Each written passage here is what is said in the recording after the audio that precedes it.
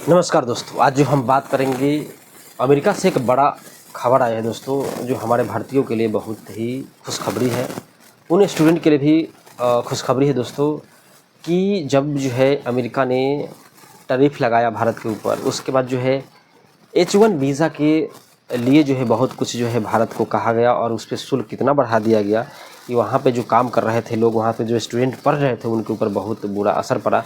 क्योंकि अगर ज़्यादा पैसा कमाता है भारतीय वहाँ पे अमेरिका में, तो इसीलिए जो है भारत के लोग जो है अमेरिका में जाते हैं।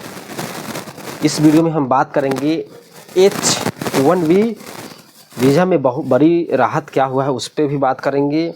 USCIS के लिए कितने डॉलर हुआ और कितने बढ़ाया गया था, उस पर भी हम बात करेंगे।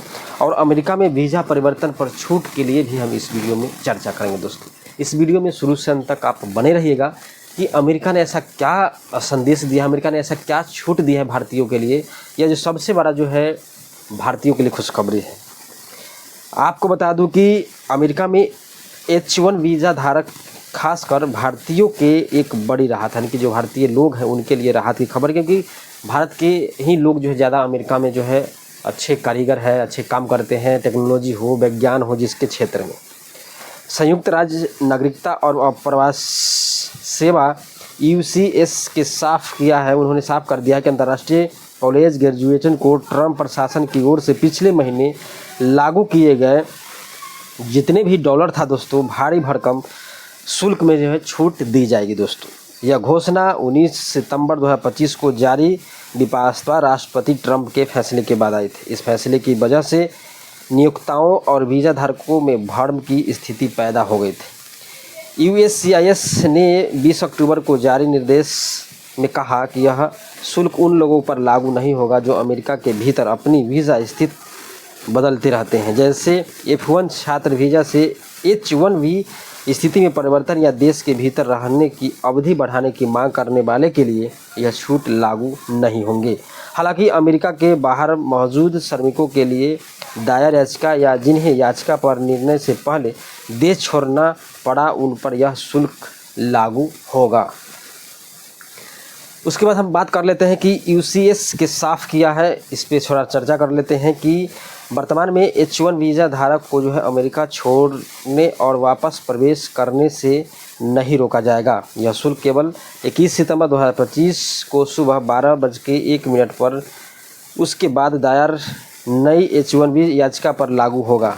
उन अभ्यर्थियों के लिए यह अमेरिका के बाहर और जिनके पास अवधि है यानी कि H1 वीज़ा है नहीं है, उसके अलावा यदि याचिका में वाणिज्य दूतावास के अधिसूचना, प्रवेश बिंदु अधिसूचना या प्री फ्लाइट निरीक्षण के अनुरोध किया गया है, तो यह भी शुल्क आपको लागू होगा।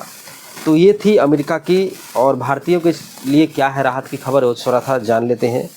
यह निर्देशन और ट्रंप प्रशासन का पहला प्रयास है जिसमें H1B वीज़ा के शुल्क को लेकर भ्रम को दूर करने के लिए कोशिश की गई है।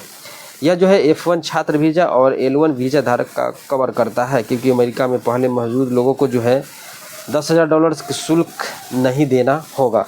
L1 वीज़ा अंतर्राष्ट्रीय कंपनियों को अपने विदेशी कार्मिकों को कर्मचारी को अमेरिका कार्य में हस्तांतरित करने की अनुमति देता है, जबकि F1 वीज़ा विदेशी छात्रों के लिए जो अमेरिका में पूर्णकाल अध्ययन करना चाहते हैं। ट्रंप प्रशासन ने कहा कि वीज़ा स्थिति बदलने वाले किसी भी व्यक्ति को यह शुल्क नहीं देना होगा। प्रशासन का दावा है कि यह शुल्क तकनीकी क्षेत्र द्वारा व्यापक रूप से उपयोग किए जाने वाले H1B कार्यक्रम के दुरुपयोग को रोकेगा, लेकिन कानूनी चुनौती से चेतावनी दी गई है कि यह कई अमेरिका उद्योग में श्रम आवश्यकताओं को पूरा करने में बाधा डालते हैं। जो बाहर के जो भारत के लोग हैं वहाँ पे कुछ करते होंगे जिसके चलते अमेरिका के लोगों को परेशानी होता है, यह जो है ट्रंप प्रशासन का कहना है। दोस्तों, आपको क्या लगता है कि अमेरिका जो है भारत को नीचा दिखाने की कोशिश हमेशा करता रहा है? कभी भी अमेरिका ये नहीं चाहता कि भारत आगे बढ़े, और भारत जो है अब जो है विश्व गुरु जरूर कह रहा है दोस्तों। और भारत का जो DGP है दोस्तों, वह जो है बहुत ही ग्रोथ को देखा जा रहा है, बताया जा रहा है सूत्रों के मुताबिक, और इसी से जो है अमेरिका चिढ़ा हुआ है। और अमेरिका में जो भी श्रमिक यानी कि जो भी हमारे भारतीय वहाँ पे काम कर रहे हैं उनके लिए H1B वीज़ा के तहत, और जो वहाँ पे भारत के जो स्टूडेंट वहाँ पे पढ़ने गए थे उनके लिए जो है आदेश जारी किया था।